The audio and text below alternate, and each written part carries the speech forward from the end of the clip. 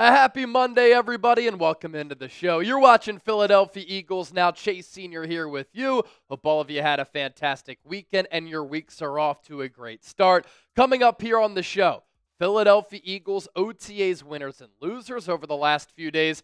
The defending Super Bowl champions have been back on the practice field. So who won the week? Who lost the week of Eagles practice? It's all coming your way. But we do have some breaking news as we kick off the month of June here on the program.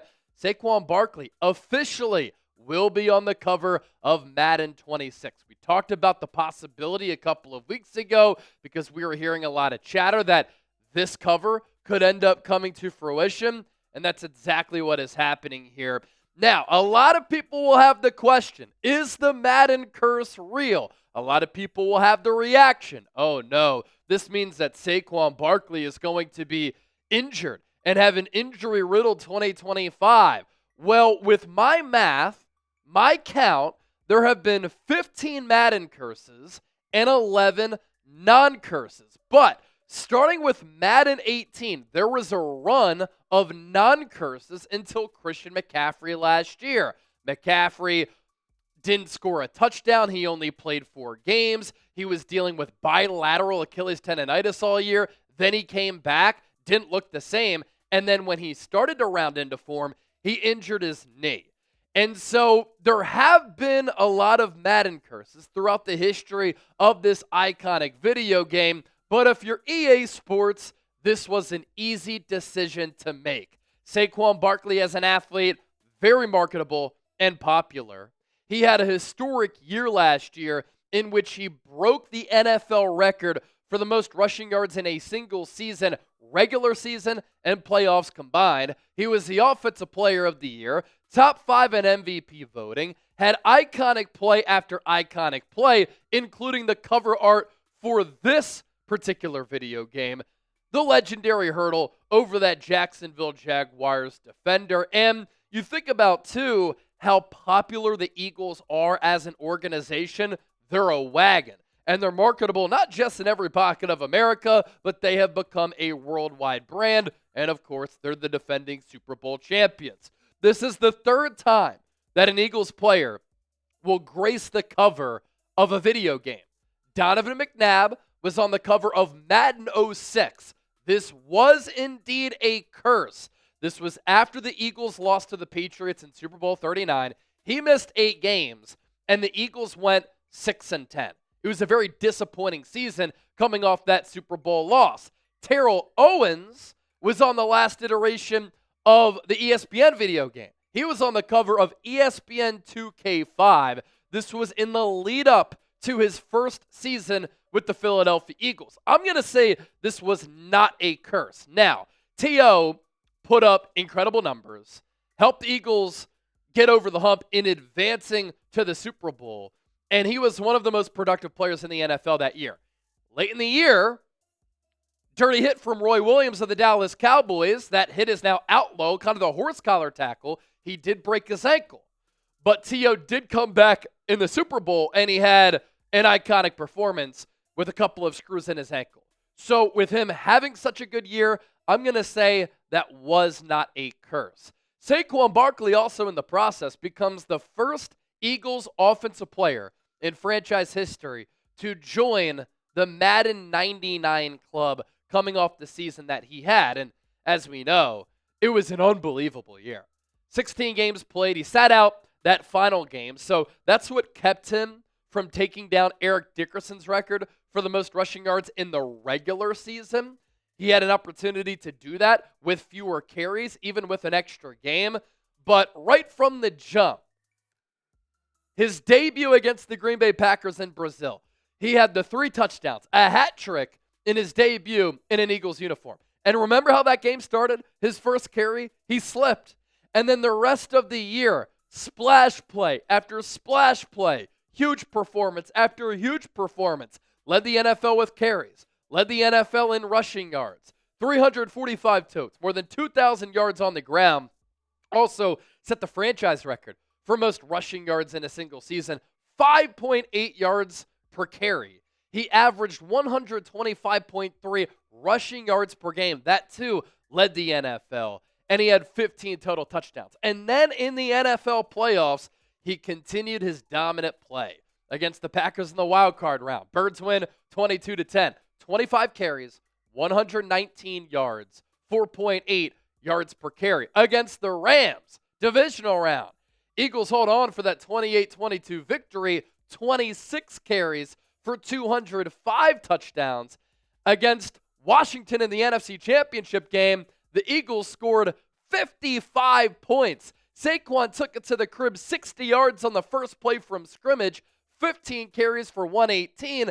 And then in the Super Bowl, the numbers were down a little bit, but the Eagles wouldn't have had that offensive performance if it weren't for Saquon Barkley, because the Chiefs sold out in trying to specifically stop the run. They loaded the box, they forced Jalen Hurts to beat them, and Jalen Hurts was able to beat Steve Spagnuolo and one of the best defenses in the NFL in 2024 with Kansas City. And the Saquon Barkley effect was certainly real in that Super Bowl 59 route.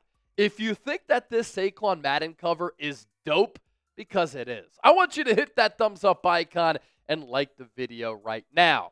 Also, we just got a new shipment of Philadelphia Eagles Now hats. If you want to be a real one, and if you want to support the show, I'm running a special deal.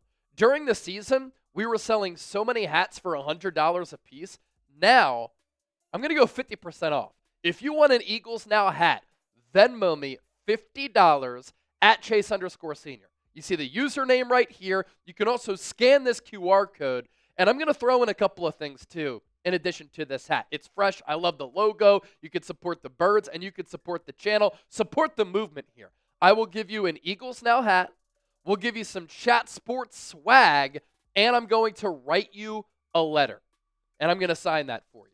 So Venmo me $50 at Chase_Senior if you want a Philadelphia Eagles Now hat. We sold out. We just got a bunch of new hats, and they're back on sale. All right. At the start of the show, I had told you what's coming up. Philadelphia Eagles OTAs winners and losers. So let's get to that. Winner number one for me is general manager Howie Roseman. He traded away Bryce Huff to the San Francisco 49ers. And this is a win for Philadelphia because of what the trade entails. It's a win for Huff and the 49ers as well, though, and I'll explain why coming up here in just a few moments. The Eagles will receive, once this trade is official, a mid-round pick.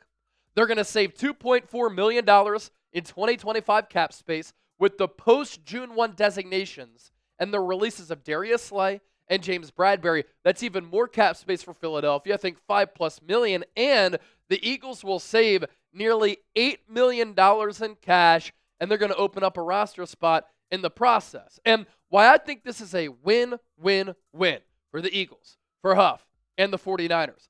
For the Eagles, they admitted that this signing of Bryce Huff was a mistake. And instead of keeping a malcontent on the roster and a guy who is clearly going to be unhappy, a player who Vic Fangio never trusted, a player who wasn't in the rotation at the end of the year, who was a healthy scratch in the Super Bowl, to get rid of him, to get a pick back, to save cap space and to save some money because they restructured the contract, I chalk that up as a dub. For the 49ers, they needed another pass rusher. They needed a pass rush specialist opposite of Nick Bosa. And even though they drafted Mykel Williams with the 11th overall pick, they had a depth need there. But Huff is going to be a great scheme fit for San Francisco. And so I think that he's going to have a rebound season. And I think this is a good pickup for the Niners. The Eagles get some good compensation back. Again, they save some cap, they save some cash, and they get rid of a player who they didn't like. And it's always important to admit your mistakes instead of trying to cover them up or try to convince people that you didn't make a mistake. This is one of Howie Roseman's biggest free agency misfires that he's had as a general manager.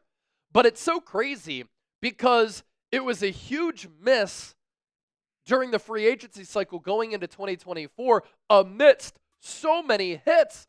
Saquon Barkley, Mekhi Becton, C.J. Gardner-Johnson, and Zach Bond. And Huff in 2023, this is how he performed under Robert Saleh. He gets to reunite with Saleh with the Niners. He was 33rd among 197 edge rushers with a 79.7 overall Pro Football Focus grade. His pass rush grade of 86.8 was 11th. He's never been a good run defender, but he's going to be a pass rush specialist for San Francisco. He had 10 sacks. That was 22nd in the NFL that year. 67 pressures, ranked 15th, and he played less than 50% of the snaps. He wasn't a scheme fit for Philadelphia. He will be a great scheme fit for the 49ers, in my opinion. And this is something that Brandon Graham talked about with Ross Tucker, friend of the show. BG said, with the Jets, it was just that defense, man. I know what it's like playing in that 4-3 wide 9. You go get it. Every play, it's always stop the run on the way to the quarterback. That's the slogan in that type of defense. I feel like it's all scheme. I mean, I've seen different guys flourish in different systems, and then you see him get in another system, and it's different. And that's what they asked of Huff this year. It wasn't a great marriage, I would say, because I know Huff can rush. I see him doing all that, but sometimes it's just different with the type of scheme and what people ask of you, and they want you to be able to do it. Maybe it just wasn't that for Vic Fangio. I just know that Huff's a baller, man, and hopefully for him, I want it to be a win for the team and a win for him. In this case, I'm going to be happy if it's here or somebody somewhere else for him to be able to go show what he can do in these prime years for him. BG, well spoken on Bryce Huff. Eagles OTA winner number 2, defensive tackle Ty Robinson. I really do think that he can have a role in the rotation for this Eagles defensive line in 2025. You lose Josh Sweat. You lost Milton Williams. Robinson, a 6-year college player at Nebraska. I think the body type translates to the NFL level, and he was impressive at the Eagles OTA sessions. Elliott Shore Parks, 94 WIP. Watching Ty Robinson, I think he's going to be pretty good right away, and that's something that I've continued to say right here on this show. As for that athletic ability, he ran a 4.83 40-yard dash at the NFL Combine at 6'5", 288 pounds. As a senior, really burst onto the scene, 37 tackles, 13 TFLs, and 7 sacks in his final season with Nebraska. He had an elite pressure rate of 13%, and then as a 0 or 1 technique defensive lineman, he had a 16% pressure rate. And so I think Vic Fangio is going to use him as defensive tackle. He's going to use him as defensive end, as a defensive end in this 3-4 front. I think he's a good scheme fit. I think the athleticism translates, and I think he will have a role behind Moro Ajomo under Vic Fangio in 2025. Winner number 3, cornerback Cooper Dejean. He continues to impress. He continues to be one of the most popular players on this Eagles team. The arrow continues to plane up for him for what he can accomplish in his NFL career. He was one of the leaders in that DB room throughout OTAs. He's going to be one of the leaders for this Eagles defense now that Darius Slade, Josh Sweat, and Milton Williams have moved on. And he impressed so much as a rookie that he started to get some outside corner snaps opposite of Quinyon Mitchell. In some packages, he was also back in that slot spot. I think the versatility plays to the benefit of Cooper Dejean because you can use him in a variety of ways. And at Iowa, he did that. He was a Swiss Army knife for the Hawkeyes defense like he was for Fangio last year. In 2024, an incredible rookie campaign. He missed all of training camp, played that preseason finale, and then didn't really play a lot until the Eagles came out of that bye week in week 5. He starts against Cleveland. The Eagles defense never looked back. They were the number 1 overall defense from that point forward. Overall PFF grade of 82.7. That was 4th among 222 corners in the NFL last year. His run defense grade of 90.8 ranked 2nd. He had the 12th highest coverage grade. He also had 20 stops. That was 28th. He had 5 pass breakups. That was 44th. He only gave up 49 catches. That was 26th. He had 3 pressures. That was 17th because you can use him in the box, hybrid linebacker, as a blitzer. Really good against the run, as backed up by these numbers, and that came on 416 coverage snaps. He's also really good in the NFL playoffs. And then in the Super Bowl, one of the best plays in the history of this organization. Baited Patrick Mahomes, faked him out, pick 6 to the cribbo.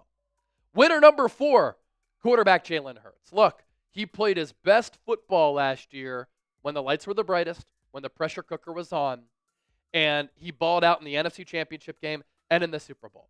Super Bowl MVP, and during OTAs, with another new offensive coordinator in Kevin Patullo, he was accurate, He was decisive. He was crisp.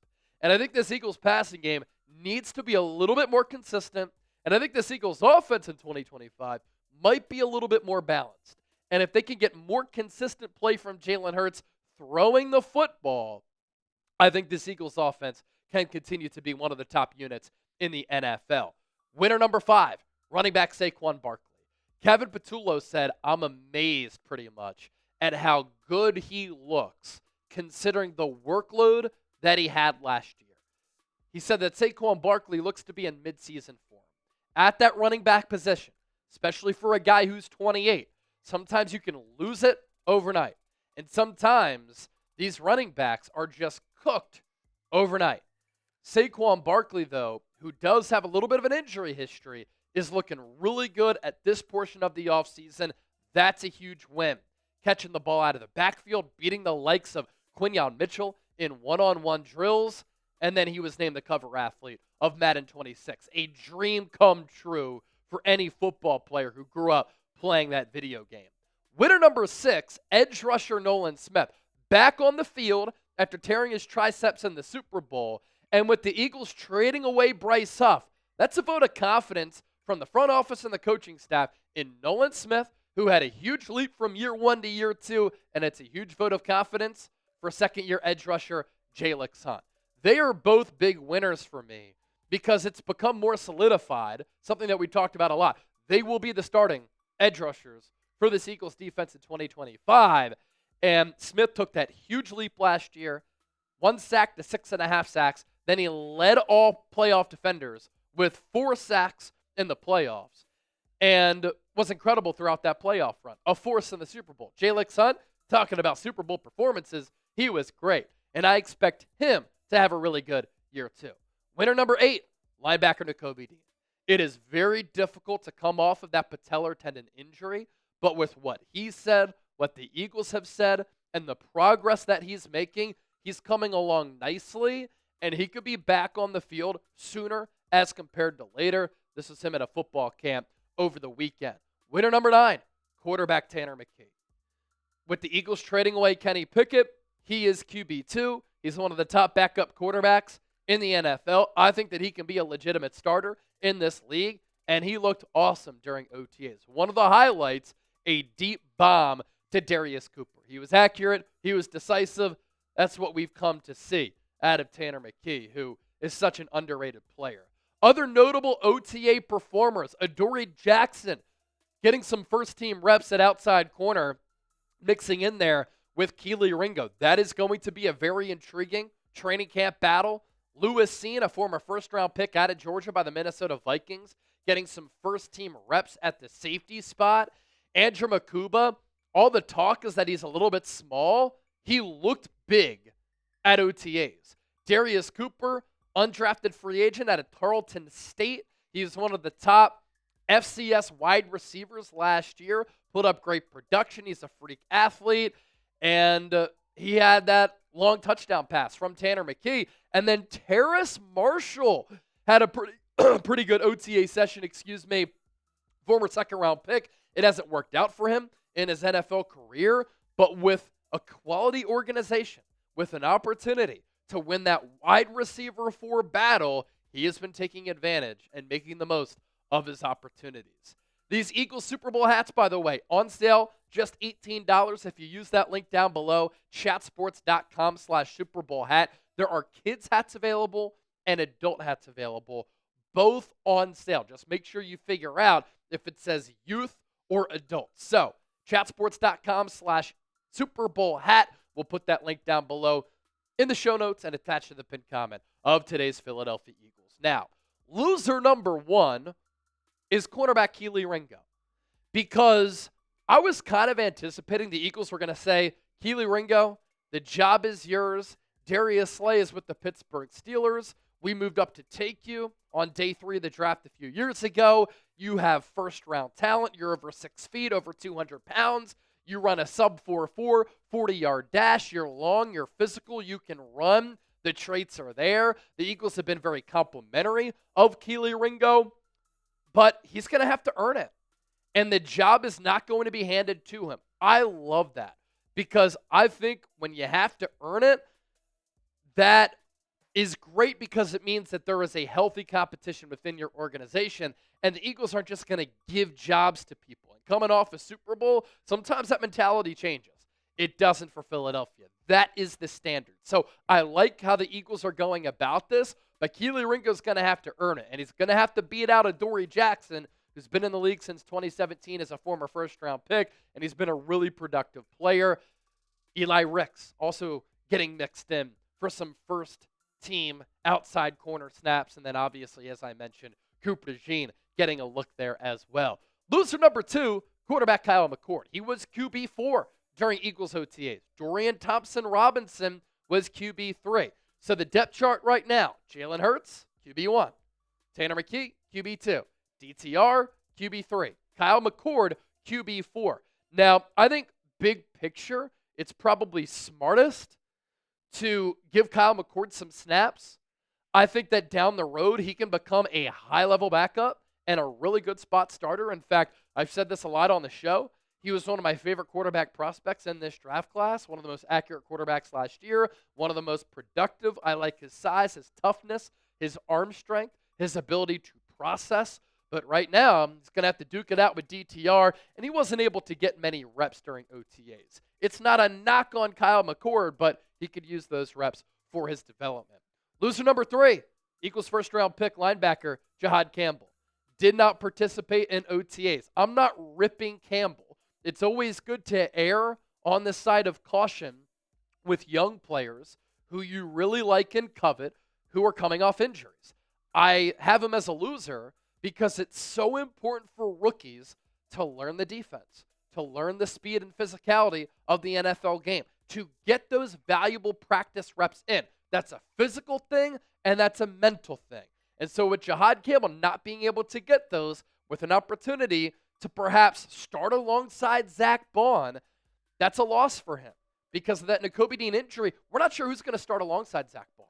And Jeremiah Trotter Jr. right now has that inside track because I don't think Dean is going to be ready for week 1. Loser number 4, wide receiver Ainias Smith. He didn't show me a lot last year. For a smaller guy, he's a little bit slow, and he really struggled throughout the preseason and in training camp. Loser number 5, wide receiver Johnny Wilson. Smith and Wilson are losers to me because they are not shoo-ins to make this Eagles 53-man roster. If they like Terrace Marshall better, I think Terrace Marshall can beat out Ainias Smith or Johnny Wilson for that wide receiver for a spot.